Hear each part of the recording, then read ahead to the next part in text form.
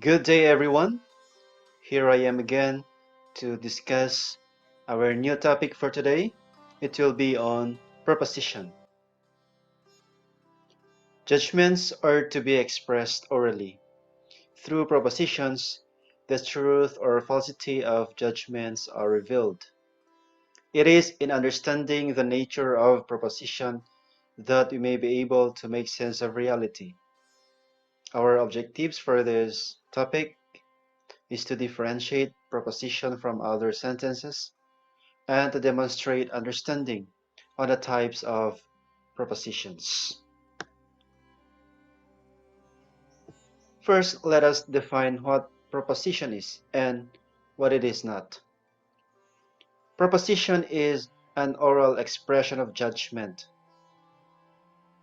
And when we say judgment, it is an act of the intellect affirming or denying one idea with another, as I have discussed in my previous topic. It is a statement in which something is affirmed or denied. So whenever there is judgment, something is affirmed or denied. Proposition is a judgment expressed in a sentence, and it expresses either truth or falsity.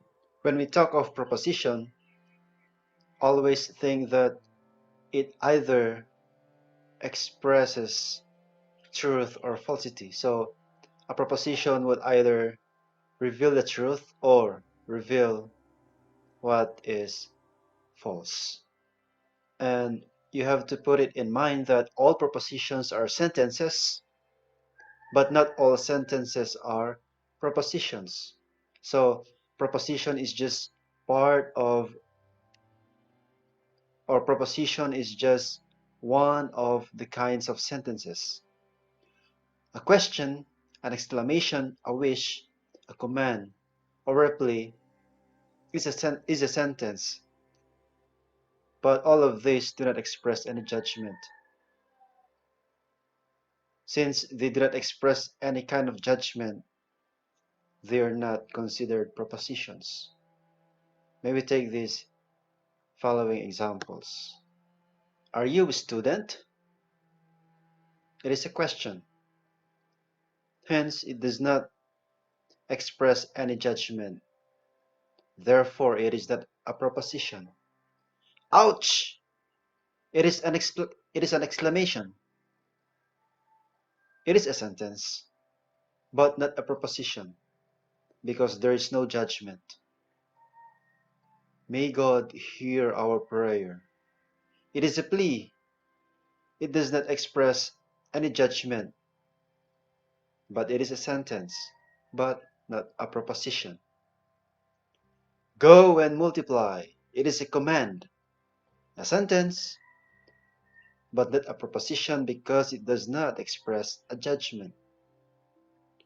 Please take good care of her. It is a request, a sentence too, but not a proposition. Again, this sentence does not express judgment. She is beautiful. It is a statement, and it expresses a judgment.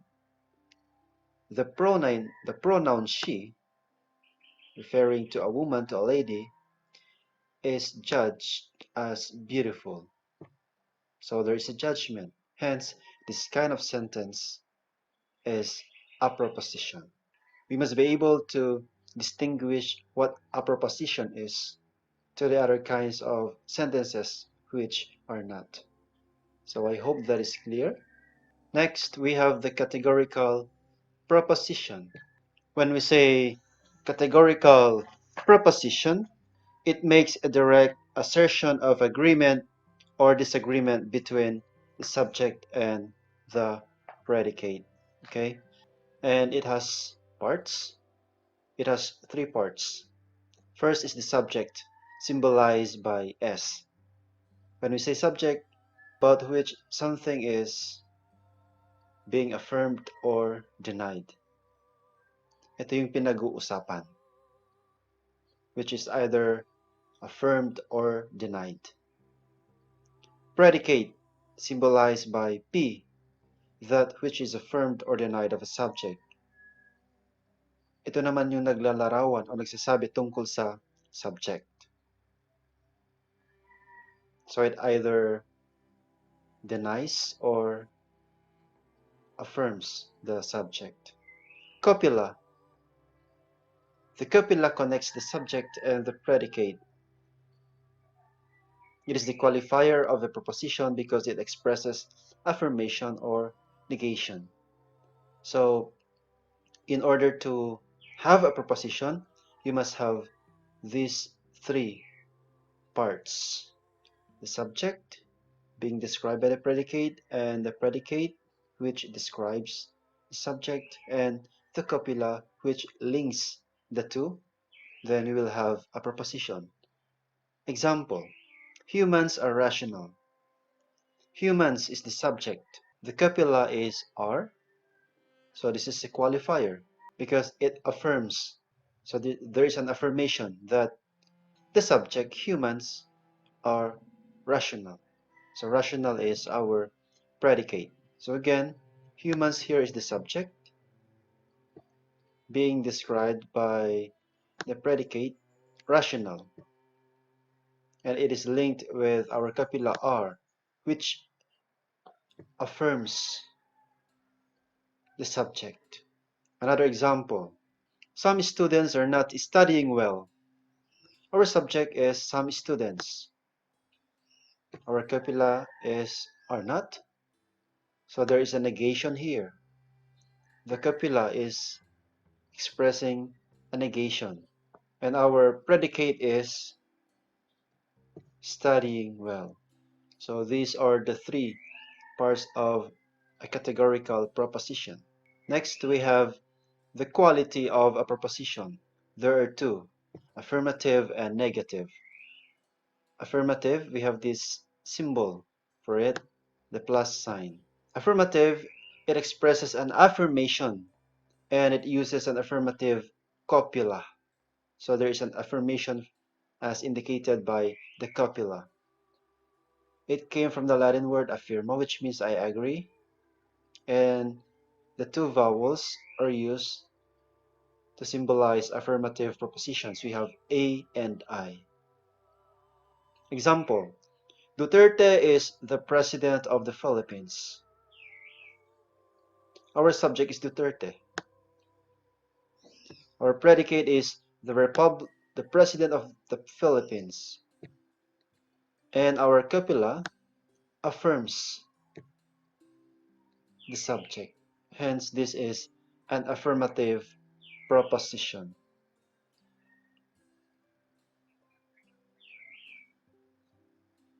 Next, negative.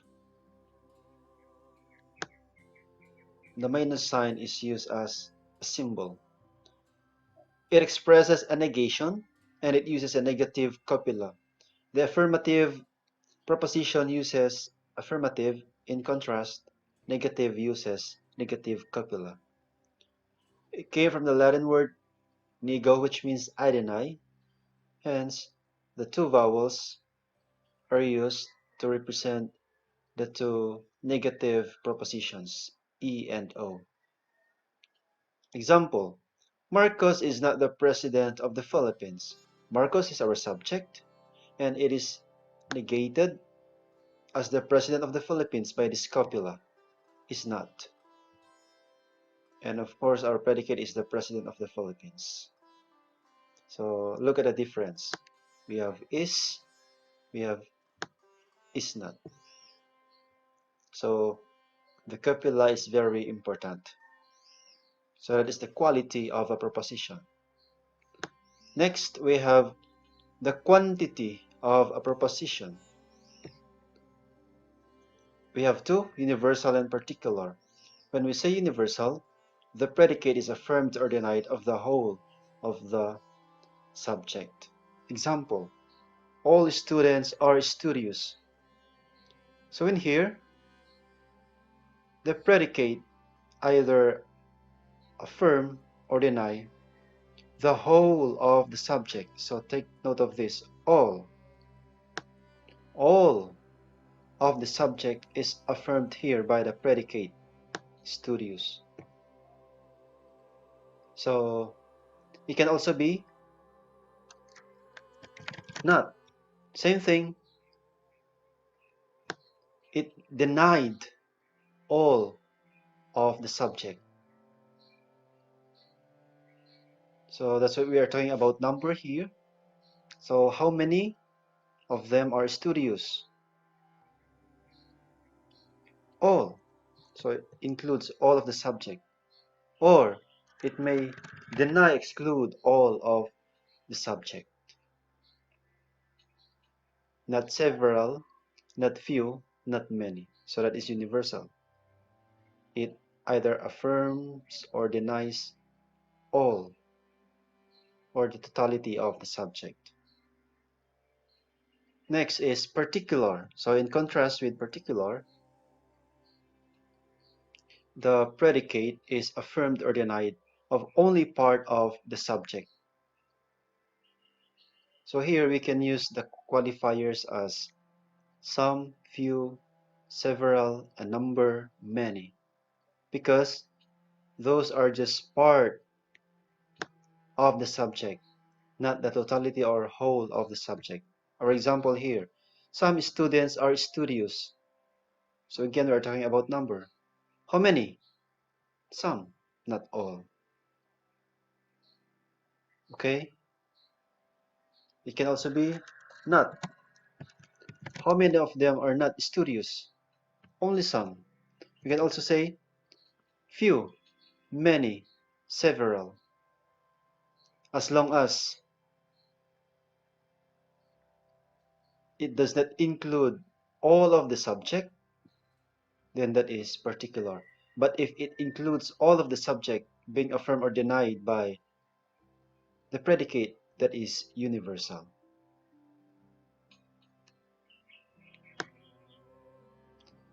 Let's go with the types of categorical proposition. So we have four. First is universal affirmative, indicated by the symbol A. So if you encounter letter A, it means universal affirmative. It has a universal quantifier and an affirmative copula.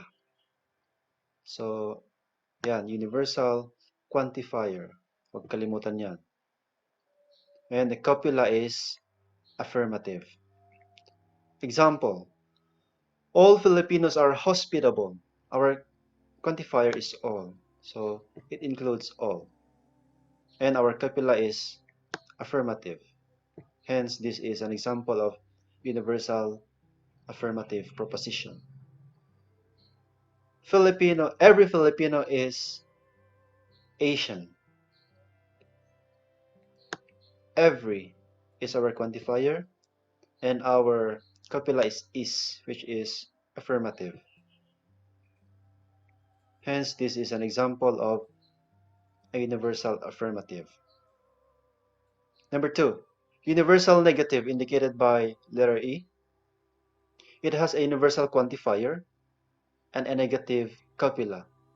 So the difference with universal affirmative is that this is the same universal, however, its copula is negative. That's their difference. Example, all Filipinos are not hospitable. So the same quantifier, with universal affirmative, but it differs with its copula.